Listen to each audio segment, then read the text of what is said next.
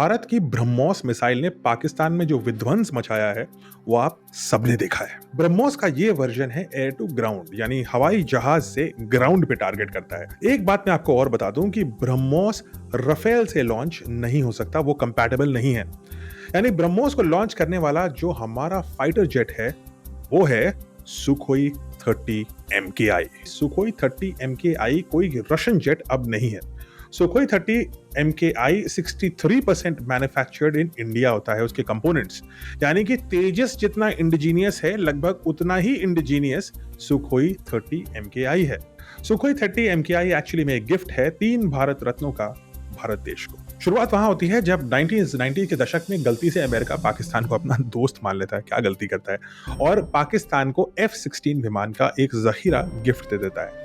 इन F-16 विमानों का target obviously India थे और इंडिया को इसका काउंटर निकालना था। और इसकी सबसे पहली जो कोशिश होती है वो करते हैं भारत के तत्कालीन प्रधानमंत्री भारत रत्न PV नरसिम्हा राव, जो रूस के पास जाकर के 50 सुखोई 30 के विमान की समझौता करते हैं, जो डिलीवर होते हैं भारत में 1998 में अंडर भारत रत्न अटल बिहारी वाजपेयी जी। अब इसी समय एक और भारत रत्न की एंट्री होती है और वो है डॉक्टर APJ अब्दुल कलाम, जो उस समय रक्षा मंत्री के साइंटिफिक एडवाइजर होते हैं। वो ये कहते हैं कि भाई, आप इतनी भारी मात्रा में अगर विमान खरीद रहे हैं, $1 बिलियन डील है, तो क्यों ना हम इन विमानों को भारत में बनाएं। उस समय भारत में विमान बनाने की क्षमता बिल्कुल भी नहीं थी। HAL बस पनप रहा था, लेकिन अटल जी को कलाम जी के ऊपर पूरा ट्रस्ट था और Atal ji went ahead with this scheme कि सुखोई 30K बनेगा Sukhoi 30 MKI, modernised for commercial use in India. यानी कि भारत को बेचने के लिए इसे मॉडर्नाइज किया गया और भारत ने सुखोई 30 MKI को 3 स्टेजेस में कंप्लीट किया। पहले स्टेज में जब हमारे पास ना तो नो हाउ था, ना एक्सपर्टीज थी और ना ही फैसिलिटीज थी सुखोई बनाने के लिए, तो हमने कहा कि भाई, Russian engineers Russian parts use करके फैक्ट्री बनाएंगे, लेकिन हम उसको देखेंगे और उससे हम सीखेंगे। जब सेकंड खेप आई तो हमने कहा अच्छा ठीक है, हम रशियन पार्ट्स तो यूज करेंगे, लेकिन हमारे इंजीनियर बनाएंगे।